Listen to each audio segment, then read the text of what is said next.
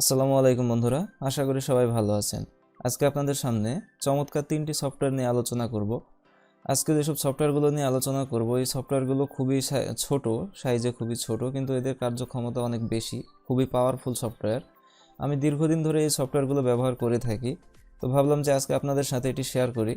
কেননা এই সফটওয়্যারগুলো যদি আপনারা ব্যবহার করে না থাকেন তাহলে বুঝতে পারবেন না যে এগুলো ব্যবহার করলে কতটুকু সুবিধা পাওয়া যাবে, এগুলোর মজা কেমন।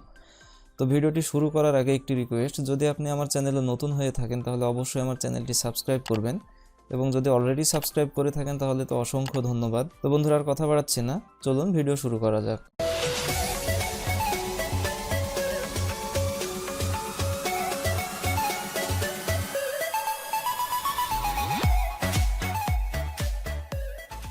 তো বন্ধুরা, প্রথমে আমি আপনাদের সাথে যে সফটওয়্যারটি নিয়ে আলোচনা করব, সেই সফটওয়্যারটির নাম হচ্ছে এভরিথিং। এটি মূলত একটি সার্চিং সফটওয়্যার, যেটি দিয়ে আমরা আমাদের কম্পিউটারে ফোল্ডার, ফাইলস, এভরিথিং যা আছে সব কিছুই আমরা সার্চ করতে পারি, এবং এটি খুবই ফাস্ট, মানে এটি সার্চ করার সঙ্গে সঙ্গে রেজাল্ট দিয়ে দেয়। তো এই সফটওয়্যারটি আপনার 316 কিলোবাইটের একটি সফটওয়্যার, খুবই ছোট সফটওয়্যার, কিন্তু এর মানে পাওয়ার অনেক, এটি কাজ করে খুব দ্রুত। তো এটি কিভাবে কাজ করে সেটি আপনাদের দেখানোর আগে প্রথমে আমরা দেখাবো যে এটি পাওয়ার কত বেশি এবং এটি কত ফাস্ট কাজ করে। তো সেটির জন্য আমরা প্রথমে কম্পিউটারে চলে যাব। কম্পিউটারে যাওয়ার পরে দেখতে পাচ্ছেন আমাদের কম্পিউটারের যে ইন্টারফেস ওপেন হয়েছে, এখানে আমাদের উইন্ডোজের যে ডিফল্ট সার্চ ট্যাব রয়েছে, এই সার্চ ট্যাবে যদি আমরা যে কোনো কিছু সার্চ করি তাহলে কিন্তু দেখতে খুব স্লো হয় সার্চ রেজাল্ট আসতে অনেক সময় লাগে, দীর্ঘ সময়ের প্রয়োজন হয়। আমি দেখাচ্ছি আপনাদেরকে। আমি এখানে সাপোজ টাইপ করছি টেকনোলজি, দেখতে পাচ্ছেন টেকনোলজি টাইপ করার পরে এটি কিন্তু অলরেডি সার্চিং হচ্ছে, এবং এটির সার্চ রেজাল্ট অনেক স্লো। আর আমরা যদি এটিকে এভরিথিং দিয়ে সার্চ করি তাহলে এটি 1 সেকেন্ডের মধ্যে যতগুলো টেকনোলজি নামে ফোল্ডার বা ফাইল রয়েছে সবগুলোই কিন্তু 1 সেকেন্ডের মধ্যে শো করবে।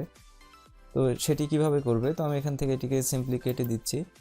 কেটে দেওয়ার পর আমরা যেটি করবো সেটি হচ্ছে, যদিও আমার এভরিথিং সফটওয়্যারটি ইনস্টল করা আছে, আমি আবার আপনাদের দেখিয়ে দিচ্ছি। আমি এখান থেকে এভরিথিং এই সফটওয়্যারটি ইনস্টল করে নেব। সেই জন্য ইনস্টল যা আছে সব কিছু ডিফল্ট থাকবে, সিম্পলি এখানে আমরা ফিনিশ করে দেব।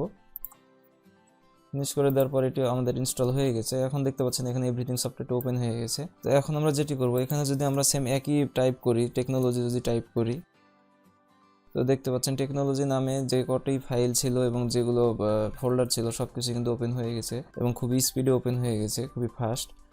মূলত এটি হচ্ছে প্রধান কাজ, সার্চ করাই হচ্ছে এভরিথিং এর প্রধান কাজ। তো এটি সাইজে খুবই ছোট কিন্তু খুবই পাওয়ারফুল। দ্বিতীয় যে সফটওয়্যারটি নিয়ে আলোচনা করব সেটির নাম হচ্ছে ভলিউম 2। এটি অ্যারাউন্ড আপনার 8 মেগাবাইট হতে পারে। তো এই সফটওয়্যারটিও সাইজে ছোট কিন্তু এটি অনেক পাওয়ারফুল সফটওয়্যার। এটি দিয়ে খুব সহজে আমরা আমাদের ভলিউমকে অ্যাক্সেস করতে পারি। তো এটি কিভাবে কাজ করে, আমরা যখন যে কোনো সফটওয়্যারের মধ্যে কাজ করি, যেমন মনে করেন যে আমি ক্যামতাসিয়া দিয়ে এডিটিং করছি, অথবা ইডিয়াস দিয়ে এডিটিং করছি, অথবা ফটোশপে যে কোনো কাজ করছি, তো এই সময় যদি ব্যাকগ্রাউন্ডে কোনো মিউজিক চলতে থাকে, তো সেই মিউজিকের ভলিউমটিকে কমানোর জন্য আমাদের প্রথমে কি করতে হয়, প্রথমে আমাদের এখান থেকে এটিকে এই ভলিউমটিকে এখান থেকে কম বেশি করে নিতে হয়।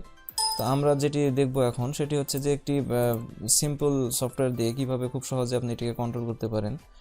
তো এই সফটওয়্যারটি হচ্ছে ভলিউম 2। এই সফটওয়্যারটি ইনস্টল করার জন্য প্রথমে যেটি করতে হবে সেটি হচ্ছে ভলিউম 2 আমরা ইনস্টল করব। এখান থেকে এক্সট্রাক্ট করে নেব।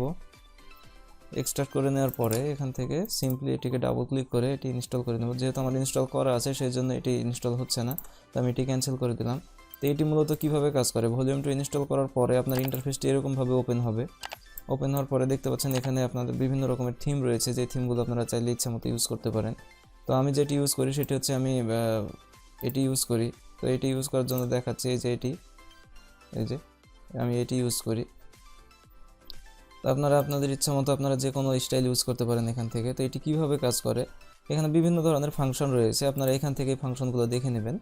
আমি এখানে মূল যেই কাজটি সেটি দেখিয়ে দিচ্ছি। আপনার যেখানে যে মিউজিক ব্যাকগ্রাউন্ডে চালু থাক না কেন, আপনার ব্যাকগ্রাউন্ডে একটা মিউজিক প্লে হচ্ছে এবং আপনি যে কোনো সফটওয়্যারে একটি কাজ করছেন, তো সেই সফটওয়্যারটি মিনিমাইজ করে তারপরে আপনাকে সেই মিউজিকের ভলিউম কমাতে হয়, অথবা এই যেই সফটওয়্যারে কাজ করছেন সেই সফটওয়্যার থেকে আবারও যে প্লেয়ার রয়েছে সেই প্লেয়ারে আপনার ক্লিক করে সেখান থেকে তারপরে ভলিউম কমাতে হয়। কিন্তু এই সফটওয়্যারটির সাহায্যে আপনাকে কোনো জায়গায় ক্লিক না করে আপনি ভলিউম কমাতে পারেন, তবে সেটি হবে উইন্ডোজের মেইন ভলিউম।